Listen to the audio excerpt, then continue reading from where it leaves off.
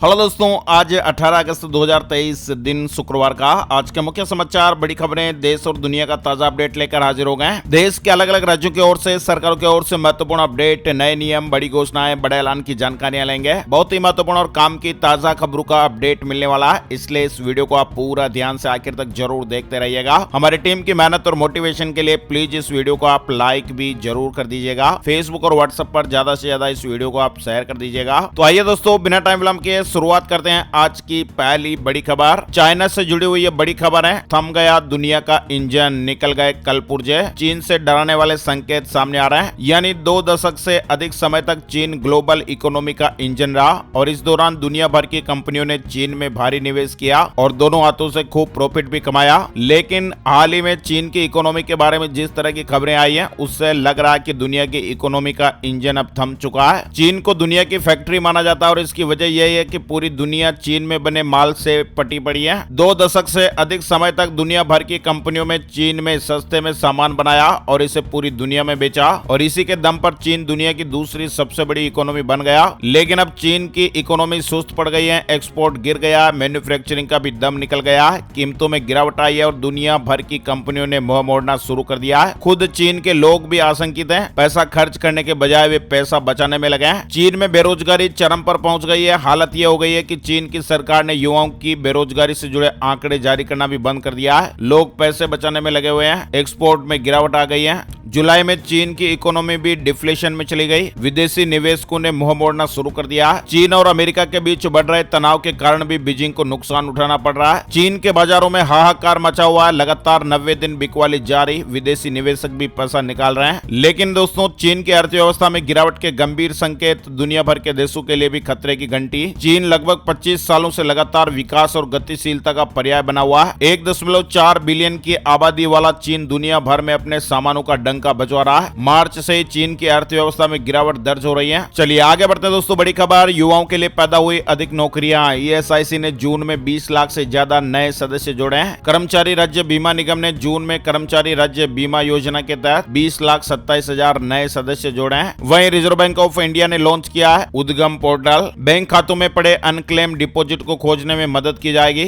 RBI ने उद्गम यानी unclaimed deposit gateway to access information website है, पोर्टल है, इसे लॉन्च किया है। भारतीय रिजर्व बैंक ने 6 अप्रैल 2023 को विकासात्मक और नियामक नीतियों पर वक्तव्य के हिस्से के रूप में बिना दावा की गई राशि की खोज के लिए एक केंद्रीयकृत वेब पोर्टल के विकास की घोषणा की थी और इसीलिए अब भारतीय रिजर्व बैंक के गवर्नर ने एक केंद्रीयकृत वेब पोर्टल जिसका नाम है उद्गम, इसे लॉन्च कर दिया है। यानी एक ही स्थान पर अब कई बैंकों में अपनी बिना क्लेम की हुई राशि की खोज करना आसान हो जाएगा और जमा राशि का दावा कर सकेंगे। अपने खातों को अपने संबंधित बैंकों में चालू भी कर सकेंगे। नेक्स्ट बड़ी खबर आ रही है, मणिपुर में हिंसा प्रभावित लोगों के लिए SBI बैंक ने मदद की पेशकश की है। लोन लेने वाले ग्राहकों को राहत मिलेगी। मणिपुर क्षेत्रीय कार्यालय को नोटिस में कहा गया कि राहत पैकेज में समान मासिक किस्तों, EMI, ब्याज भुगतान और अन्य किस्तों पर 12 महीने तक की छूट शामिल है। हिंसा प्रभावित लोगों को EMI और ब्याज भुगतान पर राहत मिलेगी। बड़ी खबर आ रही है, नुआ हिंसा पर दिल्ली हाईकोर्ट की महिला वकीलों ने CJI को भेजा लेटर पिटीशन। हेट स्पीच पर दें कार्रवाई का आदेश। CJI को लिखे लेटर में महिला वकीलों ने कहा कि हम चाहते हैं कि नफरत फैलाने वाले भाषणों को रोकने और सुप्रीम कोर्ट की गाइडलाइन का उल्लंघन करने वालों के खिलाफ कोर्ट तत्काल हरियाणा सरकार को कार्रवाई करने और प्रतिबंध लगाने के दिशा निर्देश जारी करें। साथ ही बड़ी खबर आ रही है, हमें ये देखना है कि संविधान का उल्लंघन तो नहीं हुआ, सरकार की मंशा चाहे जो भी रही हो। आर्टिकल 370 पर सुप्रीम कोर्ट ने इस तरह की बात कही है। आर्टिकल 370 खत्म किए जाने को चुनौती देने वाली याचिकाओं पर सुप्रीम कोर्ट में सुनवाई जारी है। सुप्रीम कोर्ट ने कहा कि सरकार की मंशा क्या थी उसकी न्यायिक समीक्षा नहीं हो सकती। संविधान पीठ ने कहा कि संविधान के कथित उल्लंघन के आधार पर ही चुनौती दी जा सकती है। गुरुवार को सुनवाई के 7वें दिन के दौरान सुप्रीम कोर्ट ने कहा है आर्टिकल 370 को खत्म किए जाने को सिर्फ इस आधार पर चुनौती दी जा सकती है कि इसमें संवैधानिक प्रावधानों का कथित तौर पर उल्लंघन हुआ है या नहीं। इस आधार पर नहीं कि इस कदम को उठाने के लिए सरकार की मंशा क्या थी या उसका विवेक क्या था। अगली सुनवाई 22 अगस्त मंगलवार को होगी। वहीं गृह मंत्री अमित शाह आज ग्रेटर नोएडा में 4 करोड़वां पौधा लगाएंगे। 15 भवनों का उद्घाटन भी करेंगे। केंद्रीय गृह मंत्री अमित शाह शुक्रवार को सुतियाना गांव के पास स्थित केंद्रीय सशस्त्र पुलिस बल ग्रुप केंद्र पहुंचेंगे। वहीं दोस्तों, मोबाइल फोन में सरकार एक मैसेज भेज रही है, अलर्ट भेज रही है। क्या आपके स्मार्टफोन पर भी ये मैसेज आया है, अलर्ट आया है? सरकार ट्रायल कर रही है। बाढ़ और भूकंप जैसी इमरजेंसी के समय लोगों को अलर्ट किया जाएगा, इसलिए सरकार ट्रायल कर रही है। तो ऐसे में हो सकता है कि आपके स्मार्टफोन पर भी अलर्ट मैसेज आया हो। दरअसल केंद्र सरकार ने गुरुवार गुरुवार दोपहर 1:35 के लगभग कई मोबाइल फोन यूजर के पास एक मैसेज भेजकर टेस्टिंग की। ये टेस्टिंग बाढ़ और भूकंप जैसी इमरजेंसी के समय लोगों को अलर्ट करने के लिए की जा रही है। यानी स्मार्टफोन यूजर्स के मोबाइल पर बीप की आवाज के साथ इमरजेंसी अलर्ट सर्व का फ्लैश मैसेज आया।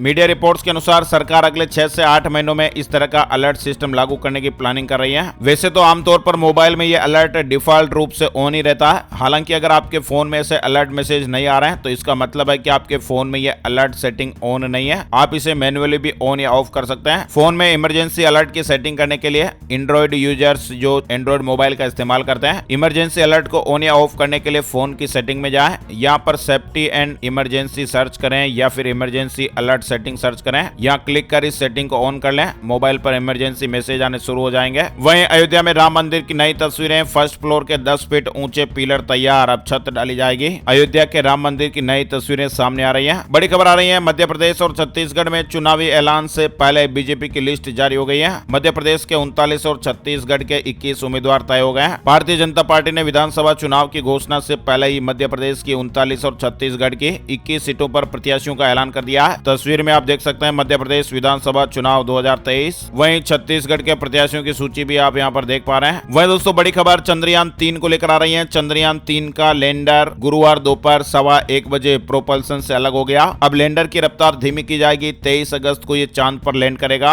इसरो ने 17 अगस्त को दोपहर 1:15 पर चंद्रयान 3 के प्रोपल्सन मॉड्यूल को लैंडर और रोवर से अलग कर दिया। अब प्रोपल्सन मॉड्यूल चंद्रमा की कक्षा में रहकर धरती से आने वाले रेडिएशन का अध्ययन करेगा, जबकि लैंडर रोवर 23 अगस्त को शाम 5:47 पर चंद्रमा की सतह पर सॉफ्ट लैंडिंग करेगा। यानी आखिरी पड़ाव में चंद्रयान 3 को बड़ी कामयाबी मिली है। सफलतापूर्वक लैंडर अलग हो गया है। प्रोपल्सन से अलग होने के बाद विक्रम लैंडर अब अकेले सफर पर निकल पड़ा। लैंडर 23 अगस्त को चांद पर लैंड होगा और इतिहास रचेगा। वहीं बड़ी खबर है, 35,000 लोगों का खाना एक ही दिन में चट कर जाता है एक टिड्डी दल। पाकिस्तान से आकर ये हाहाकार मचाता है। राजस्थान के सीमावर्ती इलाकों में टिड्डियों के अंडों से बच्चे निकलने लगे हैं। इससे एक बार फिर राजस्थान, गुजरात, मध्य प्रदेश और उत्तर प्रदेश के इलाकों पर टिड्डियों के हमले का खतरा मंडराने लगा है। टिड्डियों के ये दल इतने खतरनाक होते हैं कि कुछ ही मिनटों में इलाके की पूरी फसल चट कर जाते हैं। राजस्थान के टिड्डी नियंत्रण दल के सर्वे के मुताबिक इन अंडों से टिड्डियों के निकलने का क्रम शुरू हो गया, जो खतरे का संकेत है।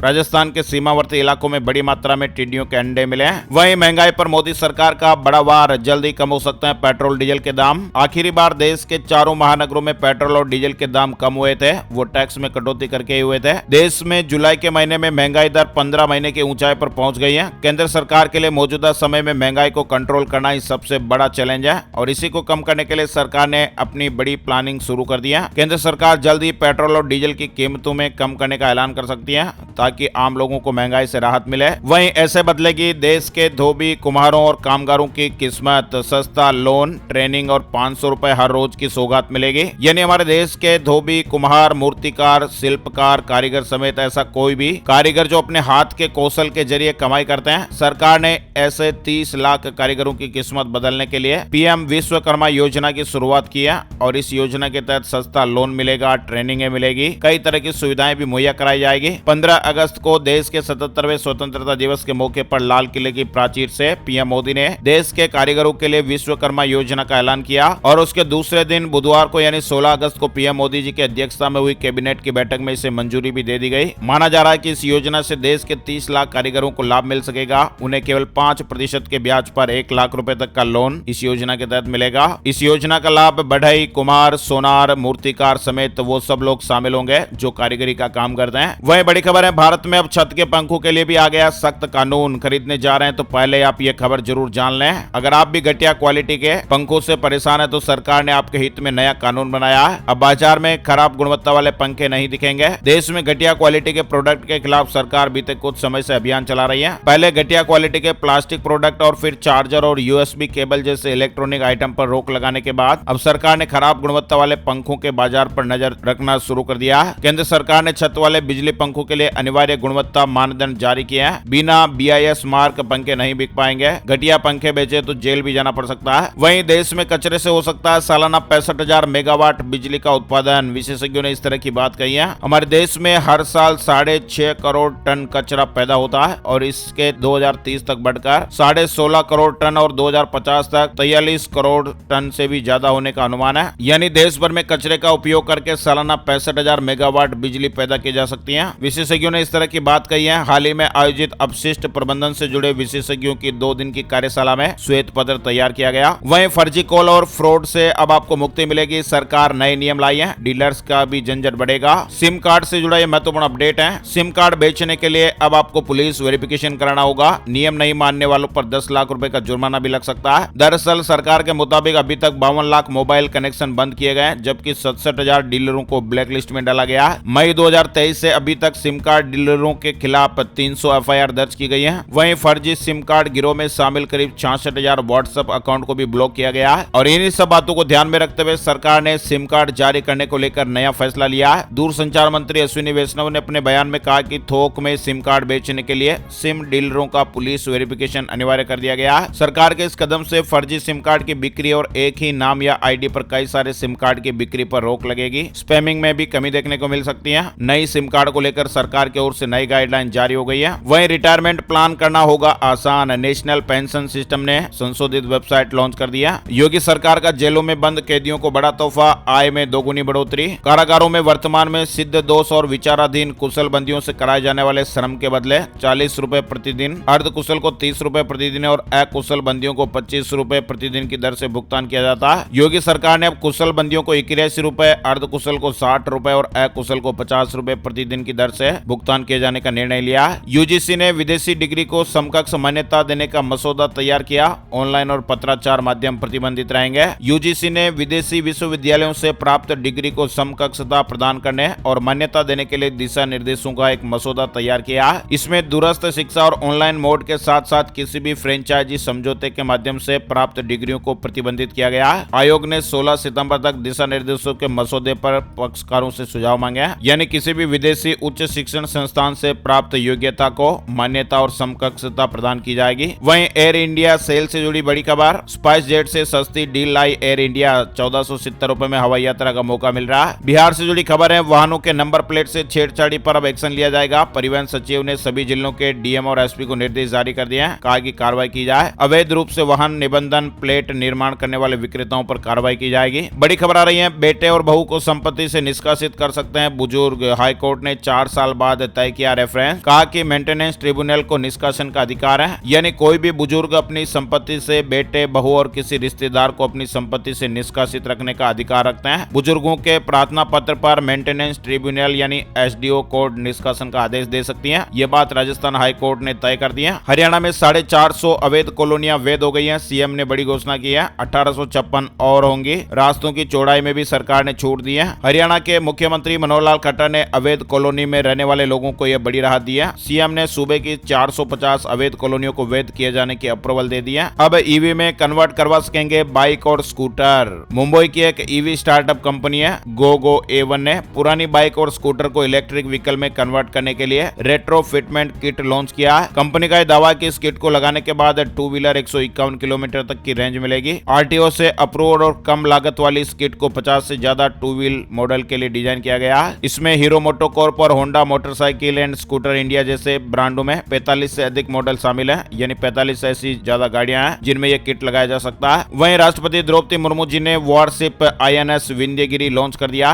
ब्रह्मोस तैनात हो सकेगी। लेटेस्ट रडार सिस्टम और एंटी सबमरीन सिस्टम से भी लैस है। राष्ट्रपति जी ने कोलकाता में जंगी जहाज वॉरशिप INS विंध्यगिरी लॉन्च कर दिया। वहीं राजस्थान में RPSC में एंट्री के नियम बदले, कंप्यूटराइज्ड होगा पूरा प्रोसेस। अब आने जाने वालों पर पूरी नजर रखी जाएगी। वहीं दोस्तों एक अलर्ट करने वाली खबर है। स्मार्टफोन अलर्ट आप देख सकते हैं। फोन के कवर में रखा नोट बेहद खतरनाक, बम की तरह फट सकता है आपका मोबाइल। अब यहाँ पर दोस्तों केवल नोट की बात नहीं है। बहुत सारे लोग हैं जो अपने कुछ बिल वगैरह भी यहाँ पर रख देते हैं या कोई कागज वगैरह फंसा देते हैं। तो ये बहुत ही घातक हो सकता है और आपका मोबाइल फोन विस्फोट भी हो सकता है। और स्पेशल आप चार्ज करते समय ध्यान रखें, फोन को पूरा वेंटिलेशन को ध्यान रखें। हवा वगैरह आती है वहीं पर फोन को चार्ज लगाएं। ओवर हीटिंग की वजह से फोन फट सकता है। पूरी रात भर फोन को चार्ज के लिए ना लगाएं। बिस्तर पर फोन को रखकर चार्ज चार्ज ना लगाएं, क्योंकि वहाँ हवा वगैरह की पूरी दिक्कत रहती है, प्रॉपर वेंटिलेशन नहीं मिल पाता और ऐसे में फोन गर्म हो जाता है और अब फोन गर्म होने के बाद उसमें ब्लास्ट हो सकता है। वहीं बाटा मिलाएगी एडिडास के हाथ, क्या जर्मन कंपनी बदलेगी बाटा की तकदीर?